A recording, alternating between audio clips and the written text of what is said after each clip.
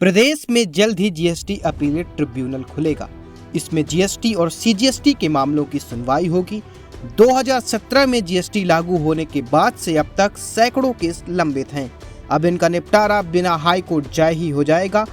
इससे लाखों करदाताओं को करों से संबंधित समस्याएं निपटाने में मदद मिलेगी। उनका समय, श्रम और पैसा तो बचेगा ही, साथ ही परेशानियों से भी शीघ्र छुटकारा मिलेगा। ट्रिब्यूनल में का चेयरमैन एक ही जज होगा जो देश भर की सुनवाई करेगा, जबकि छत्तीसगढ़ में इसके 2 मेंबर होंगे।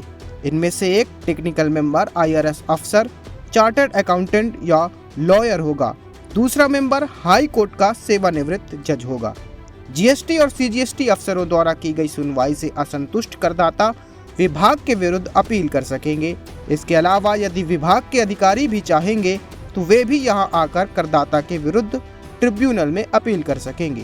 ट्रिब्यूनल को विशेषज्ञ टैक्स सिस्टम की भरोसेमंद फैक्ट फाइंडिंग अथॉरिटी मान रहे हैं।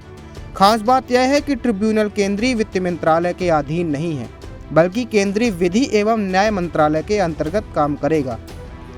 केंद्र सरकार सभी राज्यों की राजधानी में ट्रिब्यूनल खोलने की योजना बना रही है।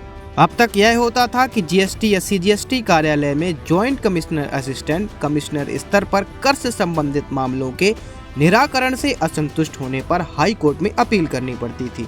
इसमें प्रकरण के निराकरण में लंबा वक्त लगता था। इसकी वजह यह थी कि हाई कोर्ट के पास पहले से ही हजारों केस लंबित हैं।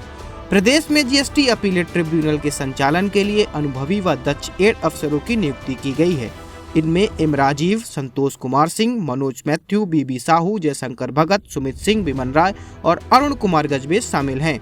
फिलहाल ये सभी जीएसटी कमिश्नरेट में पदस्थ थे। जब तक ट्रिब्यूनल अस्तित्व में नहीं आता, अफसरों को ट्रिब्यूनल की स्थापना में मदद करने को कहा गया है।